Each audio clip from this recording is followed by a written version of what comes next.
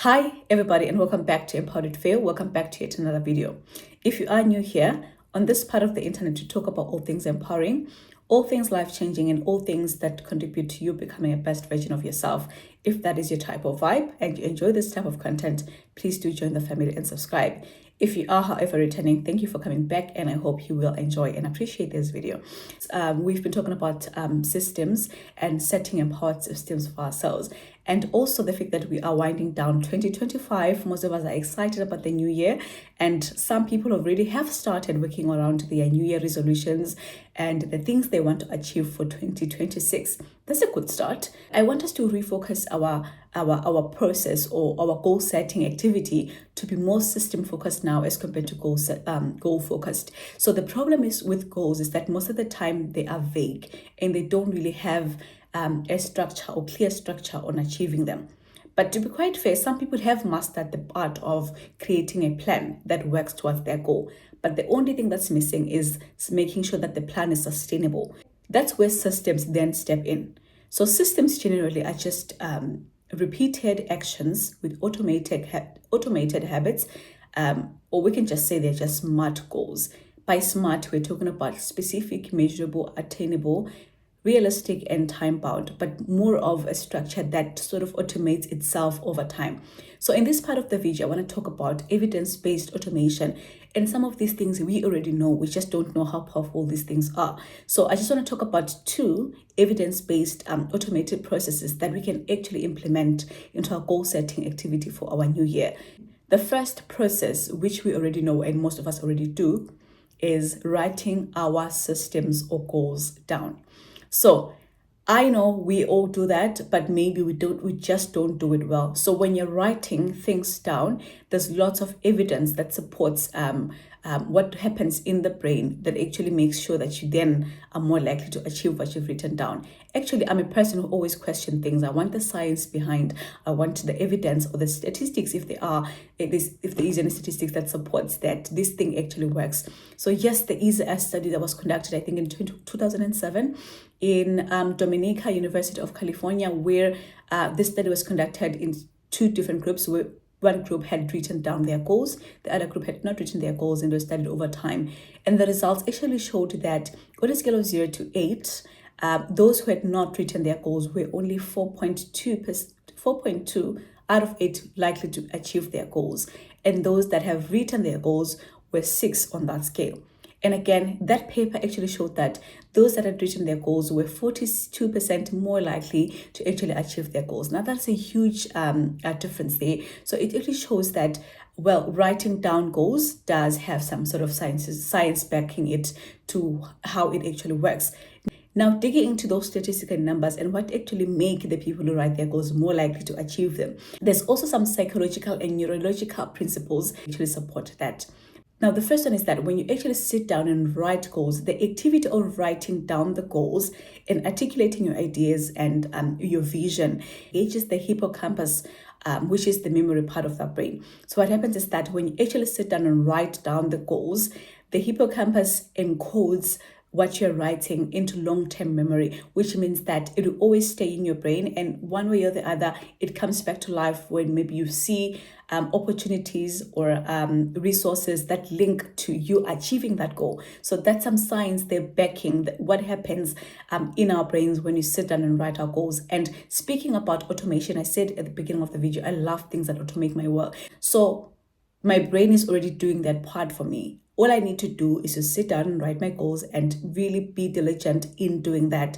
And the rest, the brain takes care of it. Second system that's built when you're writing down your goals is called the reticular activation system. So which is basically like a filter system in our brains. So when you write down the goals, what happens is that this system sort of then prompts everything that helps the brain see opportunities or information or resources linking it to the goal that is set in its mind. So this is the reason why when you say you want to buy a red car, all of a sudden you see red cars a lot on the road. It's not because everybody decided that they want a red car too, but it's because this system then filters everything that's not a red car and sort of attracts everything that is a red car. So your brain is already automating and making your work easier for you to notice opportunities and resources that will link you to what you want to achieve. And generally, when we talk about the dopamine effect, which is like the positive feedback loop, the process of sitting down and writing down goals and actually breaking them down into small actionable steps, activates that neurotransmitter that makes you excited. So now imagine you're setting your goal to wake up at 5 a.m. tomorrow.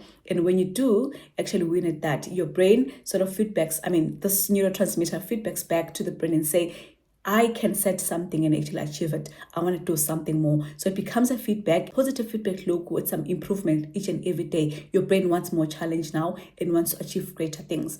And as my last point there, the art of sitting down and planning and crafting your goals is just basically helps you to articulate ideas. In that way, we also reduce the cognitive clutter that happens in our brains when we have to make a decision. The fact that I've sort of broken it down into achievable steps and steps of getting into it, your brain doesn't have a lot of work now to do in terms of thinking about how to achieve that goal, if that makes sense. The second automation process I want to talk about is designing for default. So what does that look like? This is about changing your environment from literally your physical environment, your spiritual environment, and also relationships around you that pull you back. So you want to change your environment in such a way that it's easy for you to achieve success and hard for you to actually fail.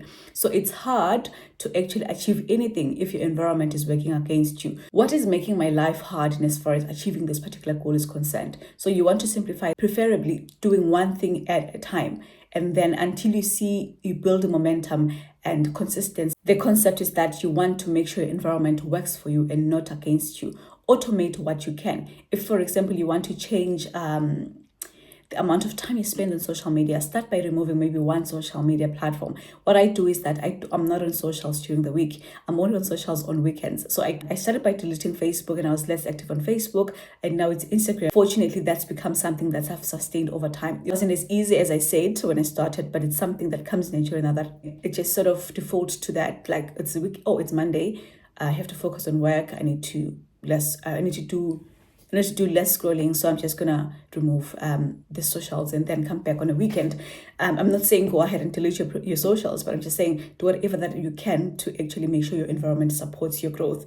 And the other thing around simplicity as well is that you do not want to start your year with flashy and dramatic goals. I think that's what most people do. They get excited about the idea of a new year, new me, and all of that. And unfortunately, when you rely on motivation, that will fade over time and then you're going to fall back. So you want to make your goals or those plans as simple and as boring as possible, because boring is sustainable. Boring can be consistent because you don't operate on a high, but you're just consistent and rolling with the flow. So focus on long-term improvement over dramatic, inconsistent actions. And also, now talking about what's called the aggregation of marginal gains. This is a concept of the 1% becoming 1% better each day, which is talked about by James Clear a lot in his book Atomic Habits. So the concept is that if you just focus on becoming 1% better at something each day, over time that compounds to massive improvement and big results. Remember, we talked about that positive feedback loop that the dopamine effect has on you when you achieve something small. You start by something as simple as drinking just 2 liters of water each day. Don't try to change your cookies addiction for the first week. Just focus on changing that one thing. Your mind gets excited because it set something and actually was able to achieve that thing, and that creates that dopamine effect and that excitement to try another thing, and that over time compounds to massive improvement. Now, the last thing I want to talk about when it comes to designing for default is tracking things, your key performance indicators. What numbers will tell you that you've achieved your goal? Now, I love me a step counter because it helps me track the number of steps and even better, the number of calories I've burnt for each walk. I love numbers. I love quantities. I want to see how much I've improved in terms of percentages or graphs or charts, anything that will give you the numbers to show your improvement. try to utilize it. You have step counters. They help you to track your progress of your steps each day, and some are even better. They show you the number of calories you've spent in your walking. If you can get a scale to actually measure the amount of protein you take in, if you're very particular about specific body goal over time. My point is, whatever you are not tracking, you are not going to be able to improve. You need to track, you need to see the numbers and how that is actually working for you. And because quantitative metrics actually provide concrete data for assessment and for improvement. What you cannot track, you cannot improve. And now, to make all of this easier and simple for you to get started, you know I'm a fan of Notion and I love Notion templates. I have created a Notion templates that sort of brings together different areas of your life you can start working on in as far as creating your Empowered Systems is concerned for 2026. This Notion template that I've created, you have a vision plan page that helps you to create a bigger picture of the things you want to achieve. I have created it in themes, but you can obviously change that for yourself and create your own things and your own vision pillars. I call them vision pillars in the templates. So by the way, these are not my actual goals. I just generated with the AI. I'm not that brave to share all my goals on social media. And I also have like a systems dashboard that helps you create your systems and how you actually implement all the goals you have set for yourself, and also zooming into those different vision pillars that actually help you to focus on one area of your life. Pick one and work on it. You don't really have to work on everything. So I really hope you'll find this useful. And if you do, please give me a shout out and like my template on Notion platform. I hope you did enjoy this video, and please do take care, and I'll see you in the next one. Bye.